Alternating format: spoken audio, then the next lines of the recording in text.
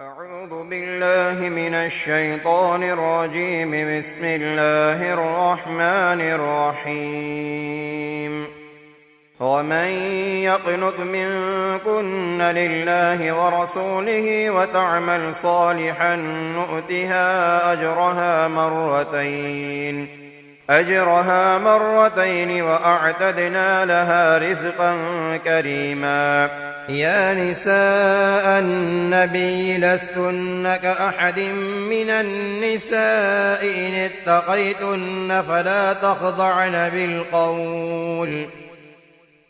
تخضعن بالقول فيطمع الذي في قلبه مرض وقلن قولا معروفا. وقرن في بيوتكن ولا تبرجن تبرج الجاهلية الأولى وأقمنا الصلاة وآتينا الزكاة وأطعنا الله ورسوله إنما يريد الله ليذهب عنكم الرجس أهل البيت ويطهركم تطهيرا. واذكرن ما يتلى في بيوتكن من آيات الله والحكمة إن الله كان لطيفا خبيرا. إن المسلمين والمسلمات والمؤمنين والمؤمنات والقانتين والقانتات والصادقين والصادقات والصابرين والصابرات والخاشعين والخاشعات والمتصدقين والمتصدقات والصائمين والصائمات والحافظين فروجهم والحافظات والذاكرين الله كثيرا والذاكرات أعد الله لهم مغفرة وأجرا عظيما. وما كان لمؤمن ولا مؤمنة إذا قضى الله ورسوله أمرا أن يكون لهم الخيرة من أمرهم ومن يعص الله ورسوله فقد ضل ضلالا مبينا. وإذ تقول للذي أنعم الله عليه وأنعمت عليه أمسك عليك زوجك واتق الله وتخفي في نفسك ما الله مبديه وتخشى الناس والله أحق أن تخشى. فلما قضى زيد منها وطرا زوجناكها لكي لا يكون على المؤمنين حرج في أزواج أدعيائهم إذا قضوا منهن وطرا وكان أمر الله مفعولا. ما كان على النبي من حرج فيما فرض الله له سنة الله في الذين خلوا من قبل وكان أمر الله قدرا مقدورا. الذين يبلغون رسالات الله ويخشونه ولا يخشون أحدا إلا الله وكفى بالله حسيبا. ما كان محمد أبا أحد من رجالكم ولكن رسول الله وخاتم النبيين وكان الله بكل شيء عليما. يا أيها الذين آمنوا اذكروا الله ذكرا كثيرا وسبحوه بكرة وأصيلا هو الذي يصلي عليكم وملائكته ليخرجكم من الظلمات إلى النور وكان بالمؤمنين رحيما تحيتهم يوم يلقونه سلام وأعد لهم أجرا كريما يا أيها النبي إنا أرسلناك شاهدا ومبشرا ونذيرا وداعيا إلى الله بإذنه وسراجا منيرا وبشر المؤمنين بأن لهم من الله فضلا كبيرا ولا تطع الكافرين والمنافقين ودع أذاهم وتوكل على الله وكفى بالله وكيلا يا أيها الذين آمنوا إذا نكحتم المؤمنات ثم طلقتموهن من قبل أن تمسوهن فما لكم عليهن من عدة تعتدونها فمتعوهن وسرحوهن سراحا جميلا يا أيها النبي إنا أحللنا لك أزواجك اللاتي آتيت أجورهن وما ملكت يمينك مما أفاء الله عليك وبنات عمك وبنات عماتك وبنات خالك وبنات خالاتك اللاتي هاجرن معك وامرأة مؤمنة إن وهبت نفسها للنبي إن أراد النبي أن يستنكحها خالصة لك من دون المؤمنين قد علمنا ما فرضنا عليهم في أزواجهم وما ملكت أيمانهم لكي لا يكون عليك حرج وكان الله غفورا رحيما ترجي من تشاء منهن وتؤوي إليك من تشاء ومن ابتغيت ممن عزلت فلا جناح عليك ذلك أدنى أن تقر أعينهن ولا يحزن ويرضين بما آتيتهن كلهن والله يعلم ما في قلوبكم وكان الله عليما حليما لا يحل لك النساء من بعد ولا أن تبدل بهن من أزواج ولو أعجبك حسنهن إلا ما ملكت يمينك وكان الله على كل شيء رقيبا يا أيها الذين آمنوا لا تدخلوا بيوت النبي إلا أن يؤذن لكم إلى طعام غير ناظرين إناه ولكن إذا دعيتم فادخلوا فإذا طعمتم فانتشروا ولا مستأنسين لحديث إن ذلكم كان يؤذي النبي فيستحيي منكم والله لا يستحيي من الحق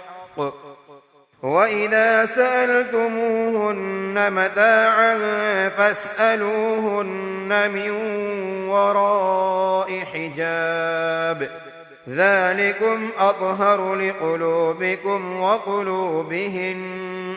وما كان لكم أن تؤذوا رسول الله ولا أن تنكحوا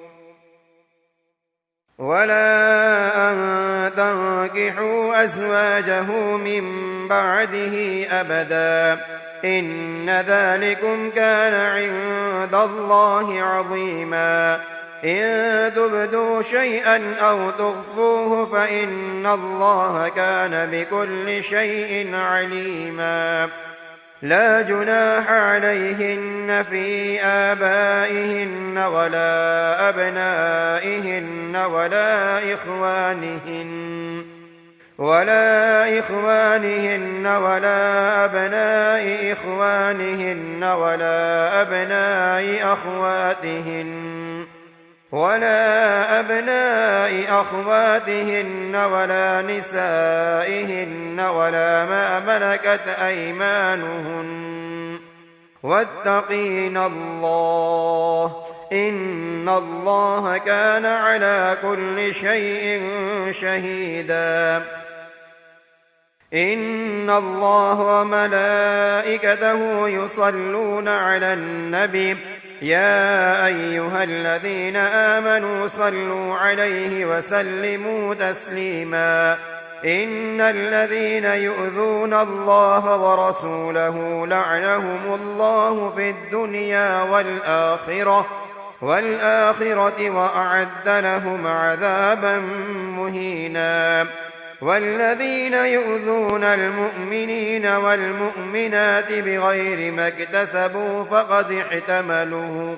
فقد احتملوا بهتانا وإثما مبينا يا أيها النبي قل لأزواجك وبناتك ونساء المؤمنين يدنين عليهن من جلابيبهن ذلك أدنى أن يعرفن فلا يؤذين وكان الله غفورا رحيما لئن لم ينته المنافقون والذين في قلوبهم مرض والمرجفون في المدينة لنغرينك بهم ثم لا يجاورونك فيها إلا قليلا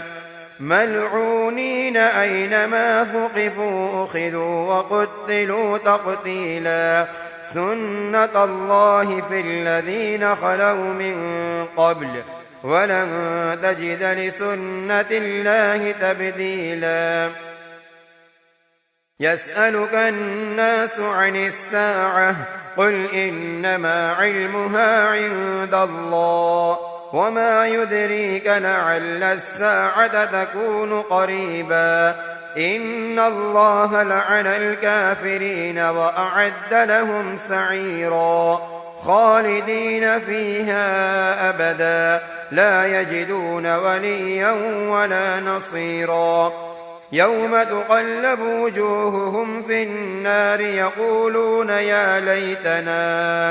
يا ليتنا أطعنا الله وأطعنا الرسولا وقالوا ربنا إنا أطعنا سادتنا وكبراءنا فأضلونا السبيلا ربنا آتهم ضعفين من العذاب والعنهم لعنا كبيرا يا أيها الذين آمنوا لا تكونوا كالذين آذوا موسى فبرأه الله مما قالوا وكان عند الله وجيها يا أيها الذين آمنوا اتقوا الله وقولوا قولا سديدا يصلح لكم أعمالكم ويغفر لكم ذنوبكم ومن يطع الله ورسوله فقد فاز فوزا عظيما. إنا عرضنا الأمانة على السماوات والأرض والجبال فأبين أن يحملنها وأشفقن منها وحملها الإنسان إنه كان ظلوما جهولا. ليعذب الله المنافقين والمنافقات والمشركين والمشركات ويتوب الله على المؤمنين والمؤمنات وكان الله غفورا رحيما. بسم الله الرحمن الرحيم. الحمد لله الذي له ما في السماوات وما في الأرض وله الحمد في الآخرة وهو الحكيم الخبير. يعلم ما يلج في الأرض وما يخرج منها وما ينزل من السماء وما يعرج فيها وهو الرحيم الغفور. وقال الذين كفروا لا تأتينا الساعة قل بلى وربي لتأتينكم عالم الغيب لا يعزب عنه مثقال ذرة في السماوات ولا في الأرض ولا أصغر من ذلك ولا أكبر إلا في كتاب مبين. ليجزي الذين آمنوا وعملوا الصالحات أولئك لهم مغفرة ورزق كريم. والذين سعوا في آياتنا معاجزين أولئك لهم عذاب من رجز أليم. ويرى الذين أوتوا العلم الذي أنزل إليك من ربك هو الحق ويهدي إلى صراط العزيز الحميد. وقال الذين كفروا هل ندلكم على رجل ينبئكم إذا مزقتم كل ممزق إنكم لفي خلق جديد. أفترى على الله كذبا أم به جنة بل الذين لا يؤمنون بالآخرة في العذاب والضلال البعيد. أفلم يروا إلى ما بين أيديهم وما خلفهم من السماء والأرض إن نشأ نخسف بهم الأرض أو نسقط عليهم كسفا من السماء إن في ذلك لآية لكل عبد منيب. ولقد آتينا داود منا فضلا يا جبال أوبي معه والطير وألنا له الحديد أن اعمل سابغات وقدر في السرد واعملوا صالحا إني بما تعملون بصير. ولسليمان الريح غدوها شهر ورواحها شهر وأسلنا له عين القطر ومن الجن من يعمل بين يديه بإذن ربه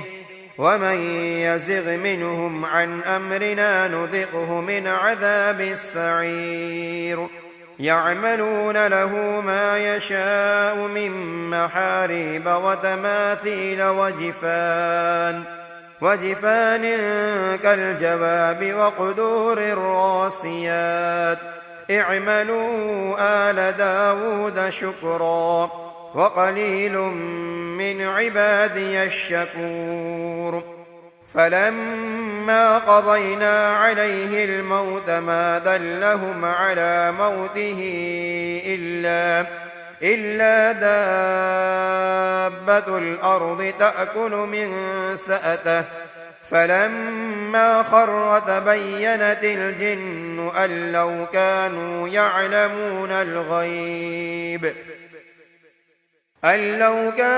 يعلمون الغيب ما لبثوا في العذاب المهين. لقد كان لسبإ في مسكنهم آية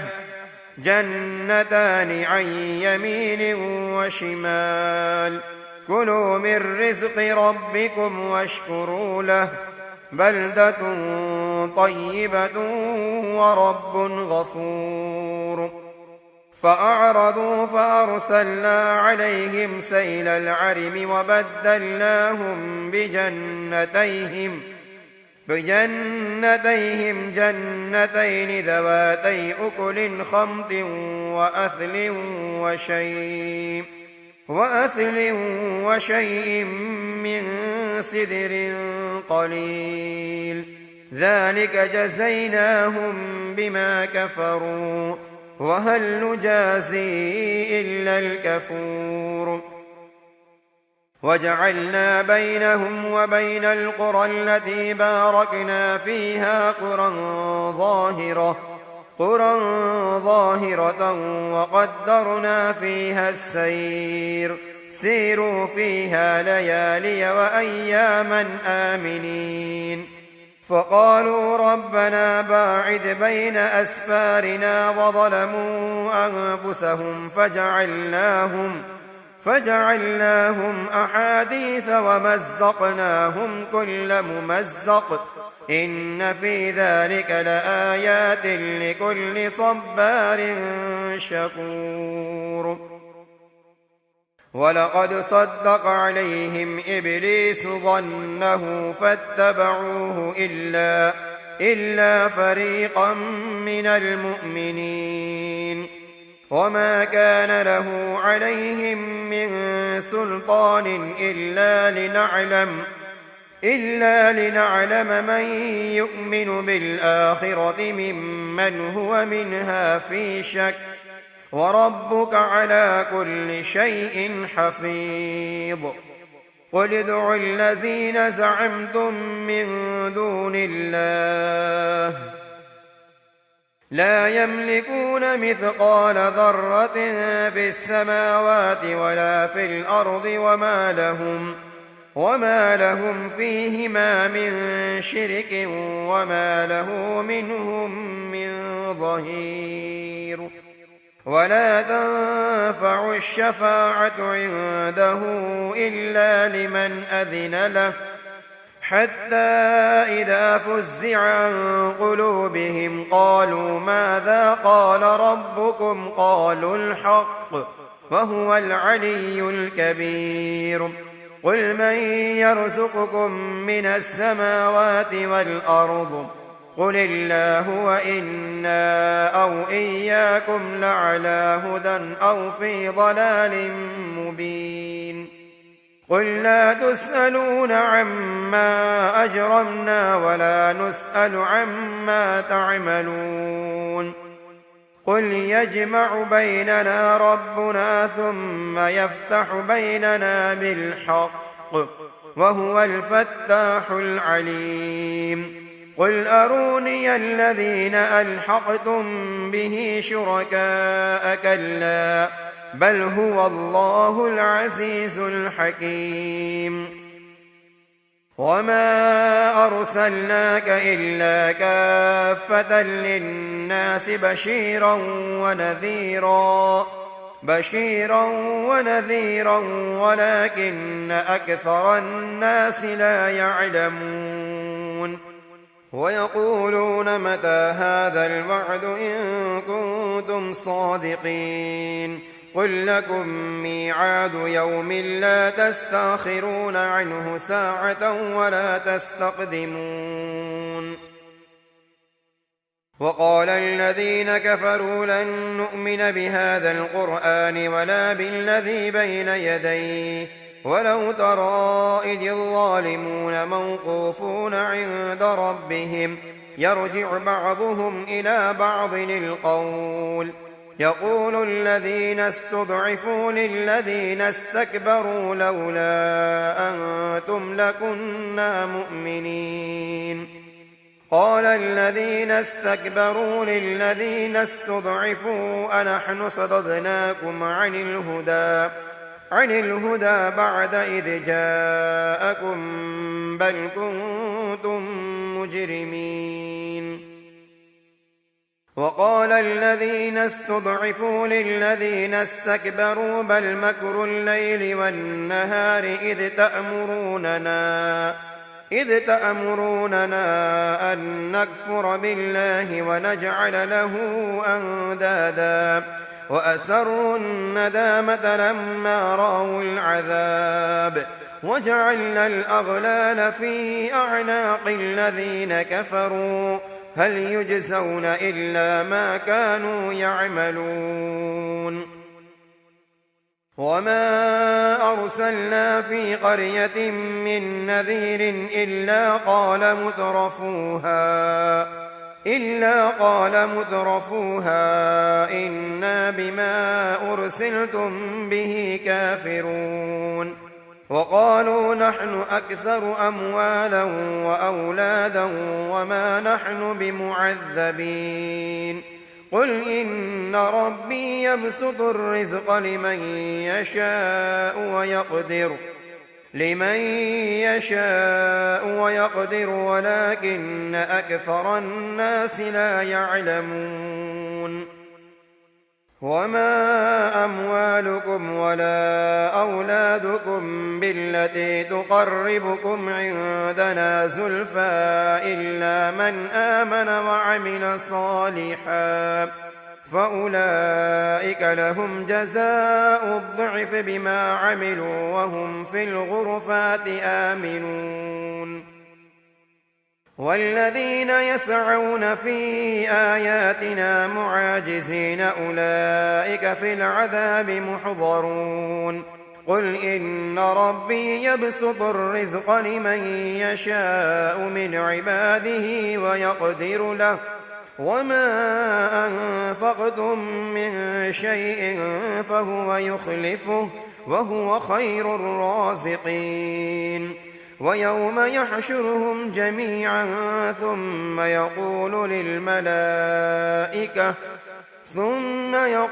للملائكة أهؤلاء إياكم كانوا يعبدون قالوا سبحانك أنت ولينا من دونهم بل كانوا يعبدون الجن أكثرهم بهم مؤمنون فاليوم لا يملك بعضكم لبعض نفعا ولا ضرا ونقول للذين ظلموا ذوقوا عذاب النار التي كنتم بها تكذبون وإذا تتلى عليهم آياتنا بينات قالوا ما هذا إلا رجل يريد أن يصدكم عما كان يعبد آباؤكم وقالوا ما هذا إلا إفك مفترى وقال الذين كفروا للحق لما جاءهم إن هذا إلا سحر مبين وما آتيناهم من كتب يدرسونها وما أرسلنا إليهم قبلك من نذير وكذب الذين من قبلهم وما بلغوا معشار ما آتيناهم فكذبوا رسلي فكيف كان نكير قل إنما أعظكم بواحدة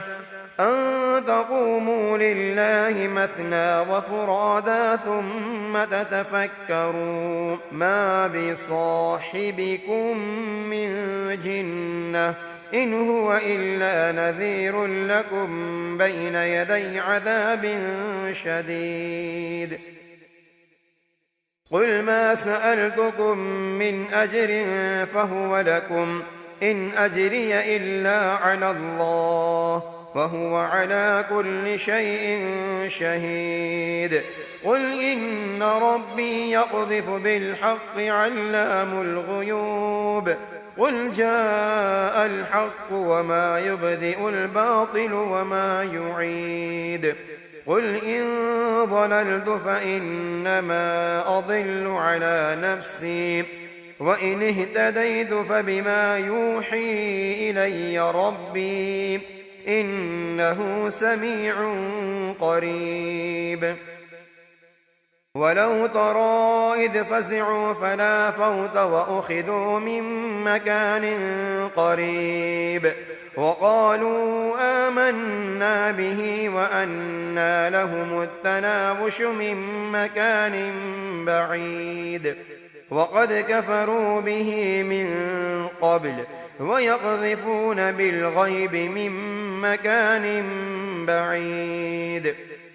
وحيل بينهم وبين ما يشتهون كما فعل بأشياعهم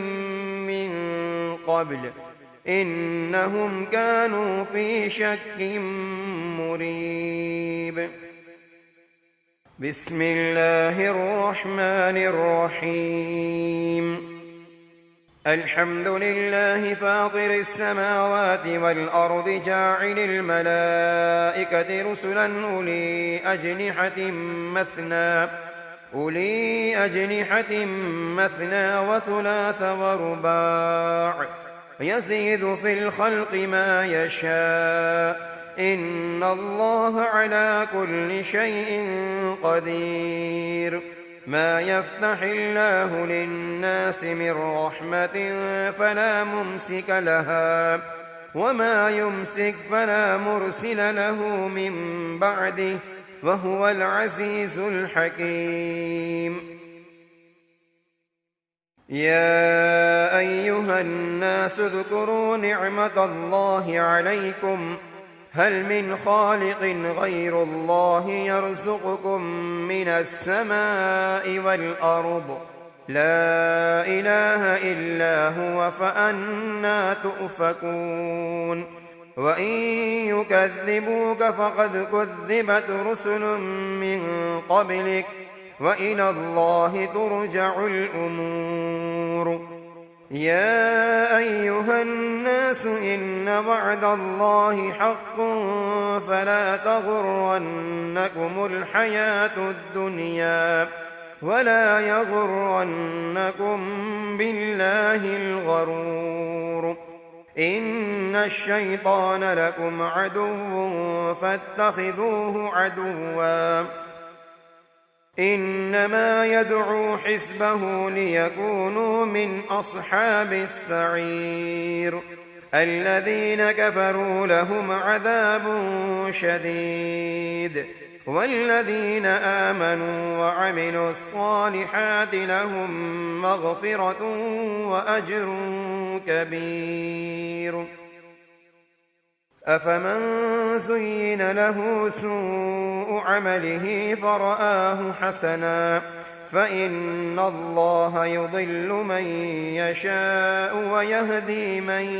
يشاء فلا تذهب نفسك عليهم حسرات إن الله عليم بما يصنعون. والله الذي أرسل الرياح فتثير سحابا فسقناه إلى بلد ميت فأحيينا به الأرض بعد موتها كذلك النشور. من كان يريد العزة فلله العزة جميعا إليه يصعد الكلم الطيب والعمل الصالح يرفعه والذين يمكرون السيئات لهم عذاب شديد ومكر أولئك هو يبور والله خلقكم من تراب ثم من نطفة ثم جعلكم أزواجا وما تحمل من أنثى ولا تضع إلا بعلمه وما يعمر من معمر ولا ينقص من عمره إلا في كتاب إن ذلك على الله يسير وما يستوي البحران هذا عذب فرات سائغ شرابه وهذا ملح أجاج ومن كل تأكلون لحما طريا وتستخرجون حلية تلبسونها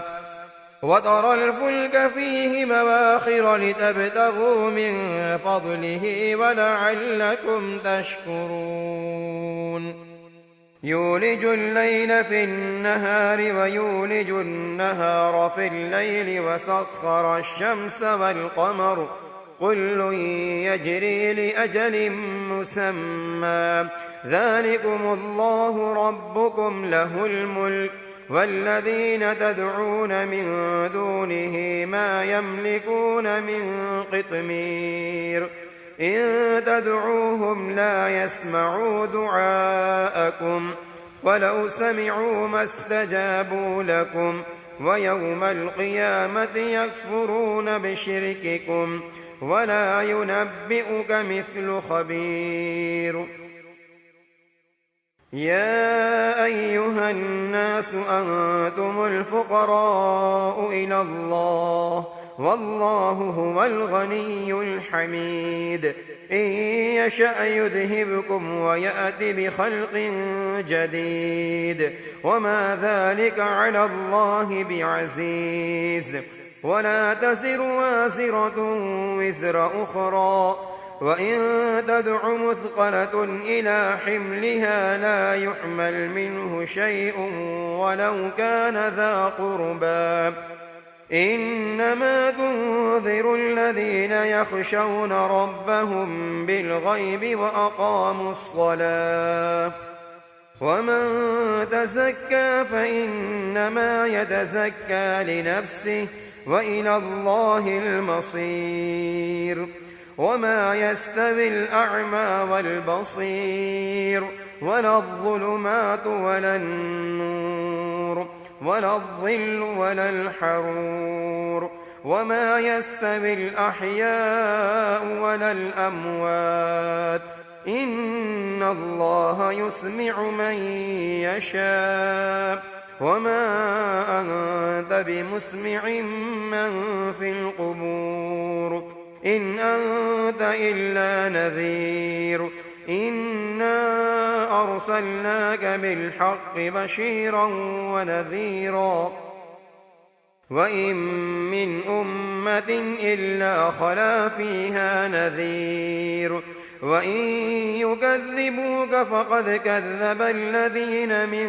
قبلهم جاءتهم رسلهم بالبينات وبالزبر وبالكتاب المنير ثم أخذت الذين كفروا فكيف كان نكير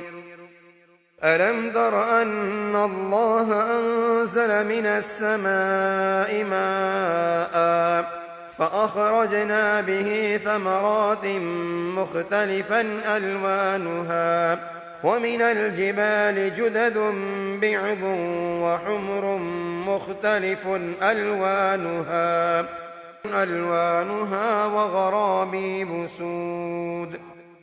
ومن الناس والدواب والأنعام مختلف ألوانه كذلك إنما يخشى الله من عباده العلماء إن الله عزيز غفور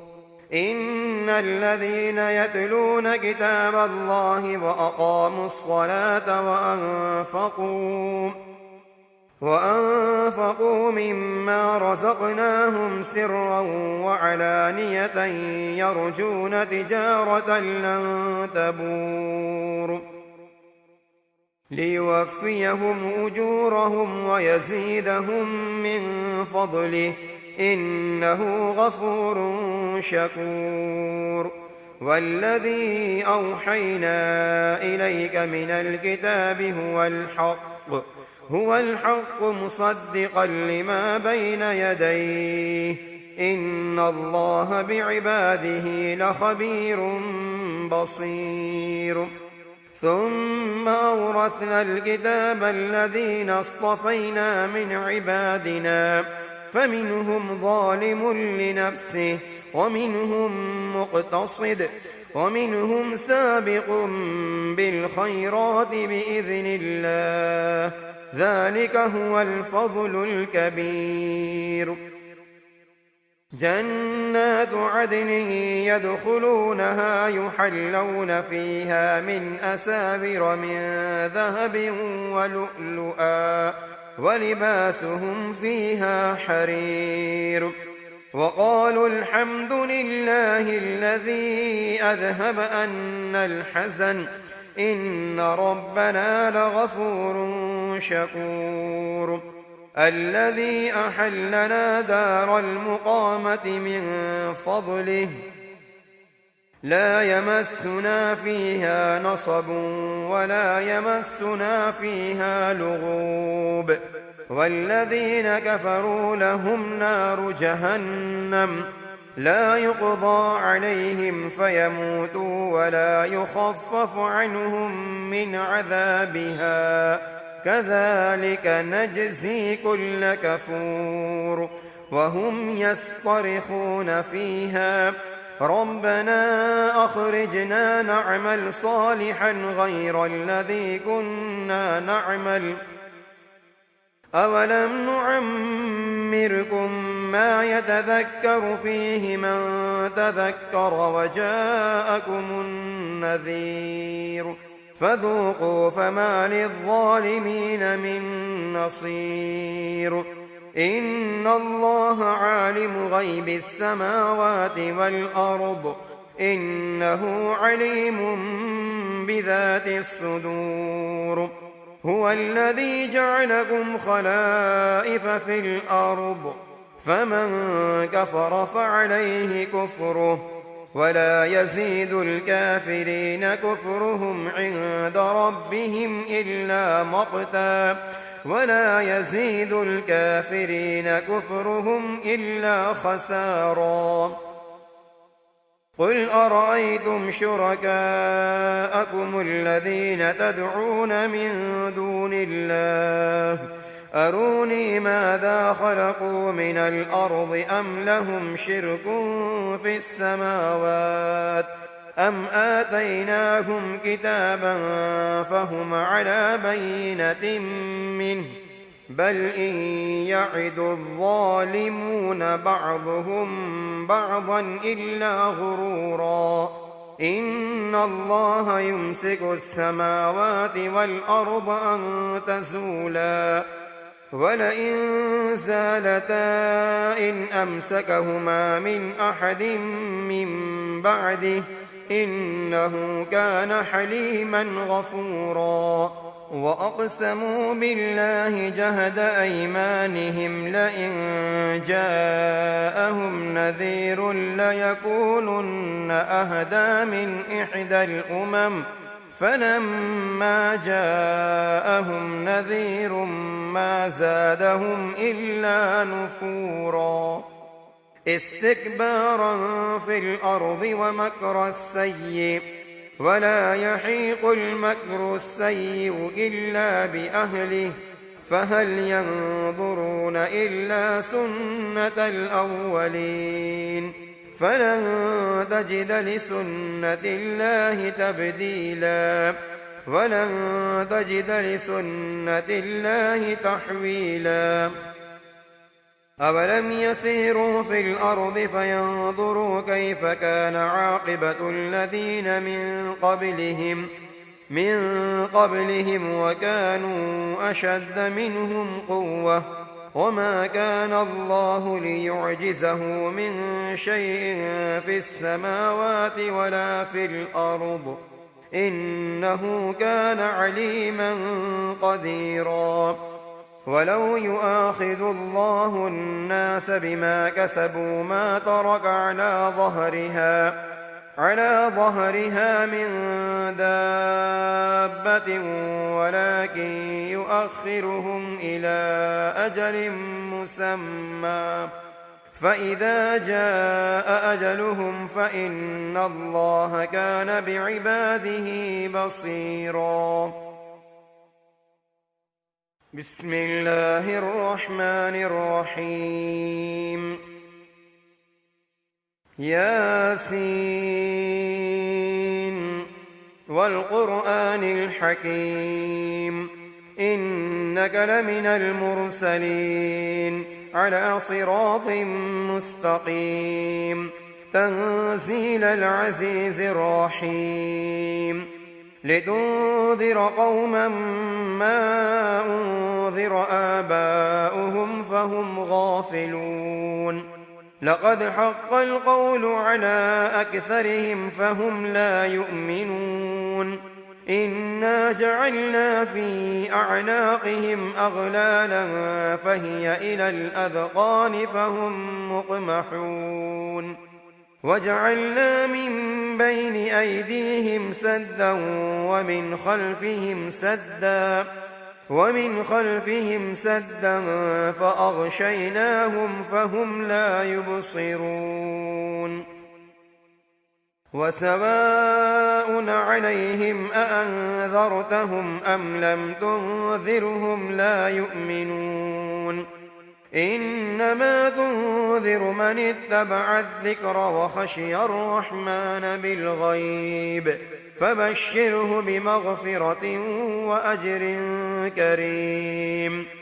إنا نحن نحيي الموتى ونكتب ما قدموا وآثارهم وكل شيء أحصيناه في إمام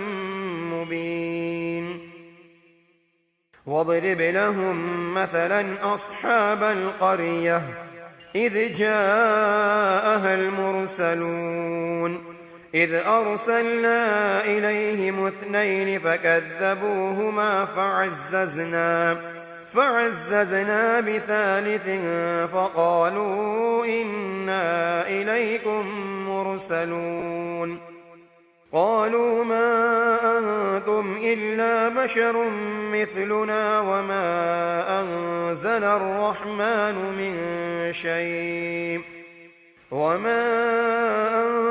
الرحمن من شيء إن أنتم إلا تكذبون قالوا ربنا يعلم إنا إليكم لمرسلون وما علينا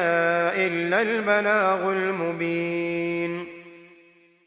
قالوا إنا تطيرنا بكم لئن لم تنتهوا لنرجمنكم وليمسنكم منا عذاب أليم قالوا طائركم معكم أئن ذكرتم بل أنتم قوم مسرفون وجاء من أقصى المدينة رجل يسعى قال يا قوم اتبعوا المرسلين اتبعوا من لا يسألكم أجرا وهم مهتدون.